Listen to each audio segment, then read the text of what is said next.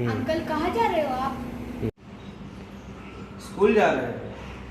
Uncle कैसे जाओगे आप? साइकिल से। अंकल जरा उधर देखिए। अरे शिट। अंकल स्कूल कितना दूर है? स्कूल स्कूल तो 7 किलोमीटर दूर है। अंकल साइकिल दुकान कितने दूर है? साइकिल दुकान तो 3 किलोमीटर दूर है। आप कैसे जाओगे आप स्कूल? एक आइडिया है।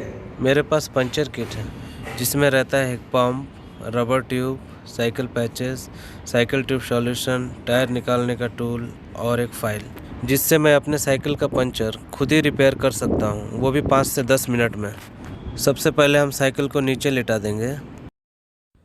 इसके बाद हम ट्यूब का वाल निकाल लेंगे। अगर आप लॉन्ग राइड पर जाते हैं तो puncture kit plus 2 extra tube साथ में लेकर जाएं, क्योंकि साइकिल दुकान हर जगह नहीं मिलेगी आपको। टायर को अंदर की तरफ दबाते जाएंगे ताकि टायर को निकालते समय टूल से आसानी से निकले। लॉन्ग राइड पर आप छोटा पंप ले जा सकते हैं।